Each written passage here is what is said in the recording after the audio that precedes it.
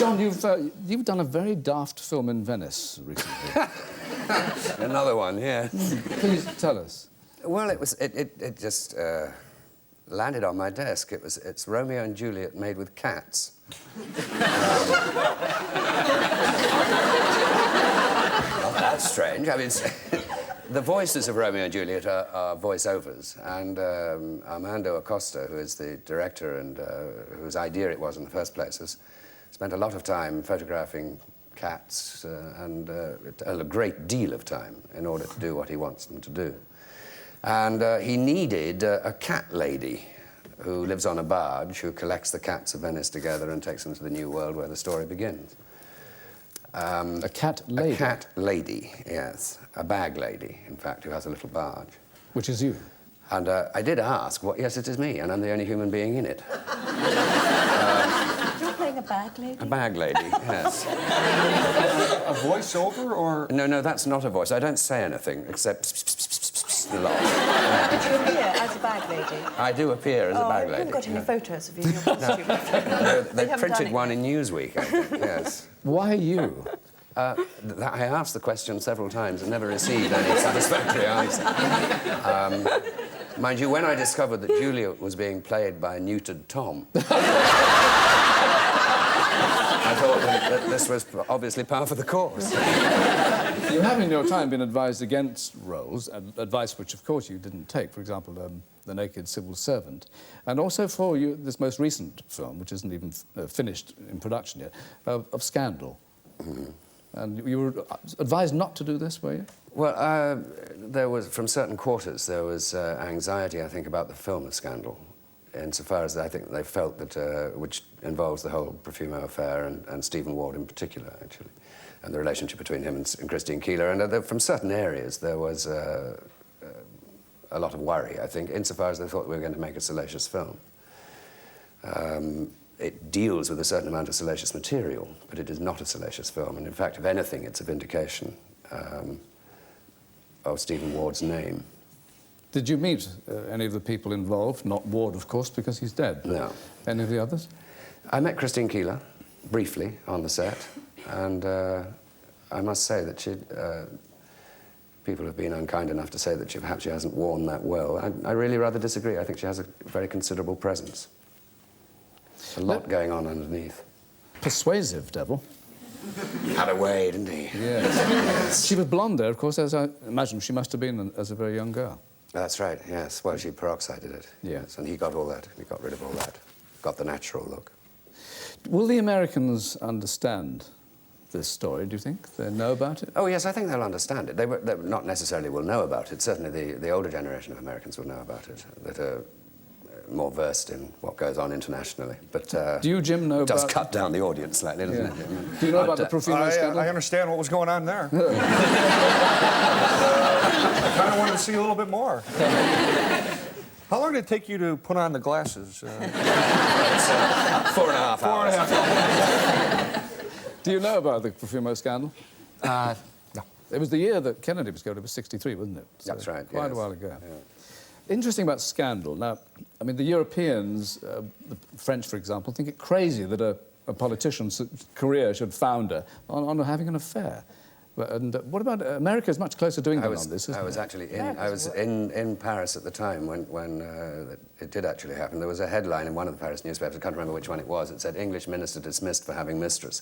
And the sub-headline was, "In this country, be dismissed for not having one." It's very weird. In the United States, Gary Hart was just, like, gone, you know. They're more puritanical, I think, Yes, but what would have happened to JFK in that case if JFK had quite if the same kind of scrutiny had been observed? They in all those days? knew about it, apparently. They just know. Yes, but in those days they said, "Well, we can't print that. He's famous." Yeah. Right. Now they say he's famous. What can we get on him? Yeah, yeah. That's kind of sad. What about the American press now? The British press has an overwhelming interest in the private lives of famous people, doesn't it? Is American press quite so fanatical about it? I think so. I don't read those magazines, so I don't really know those kind of gossipy magazines. Ah, the daily press I'm talking about here. Yeah, I guess so. They're always interested in, like, Madonna and Sean Penn, and, you know, I guess so. Well, someone's got to be. Well...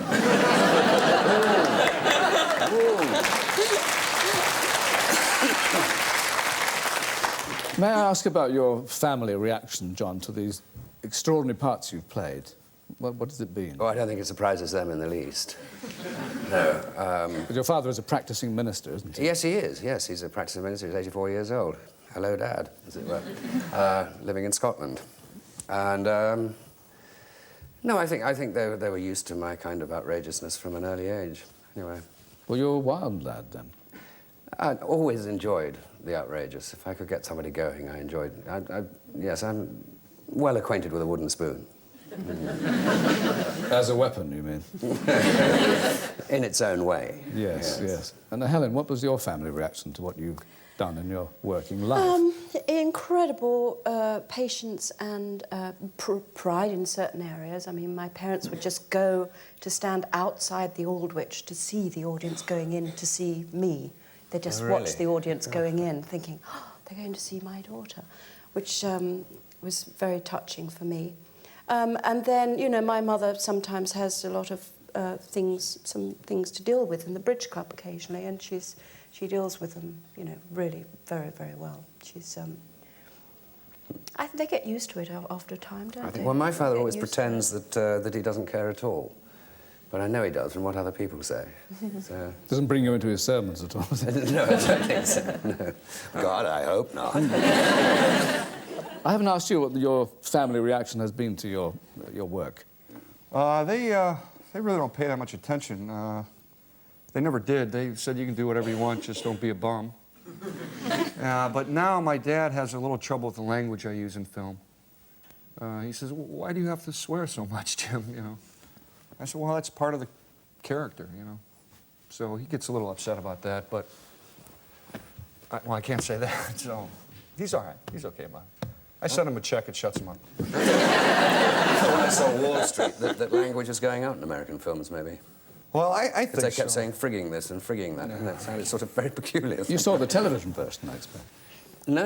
I saw it, actually, I saw it on an airplane. So that's the... Yeah, so it's the airplane version. Is it? Yeah, sure. Oh, that's new to me. Kids I didn't know that. Have you had to go into a dubbing theatre and say, frig, frig, frig, and all that? You mean no, I don't think I ever have. No, I have. But then I know... Really? Oh, that's I spend more time dubbing for television. I did a movie called About Last Night, which was written...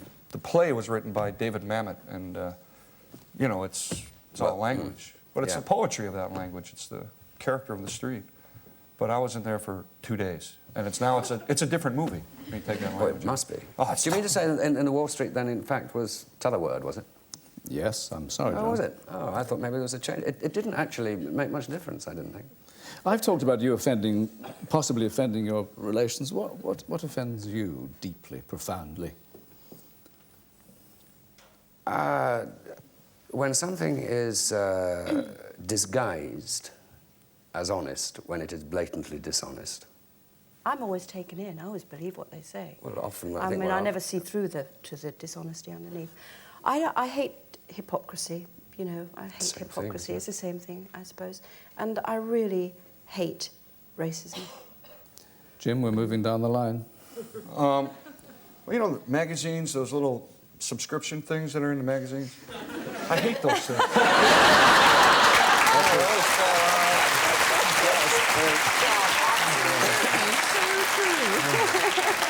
And I hate to say this, but it's time to say goodnight. John Hurt, thank you very much indeed. Thank you.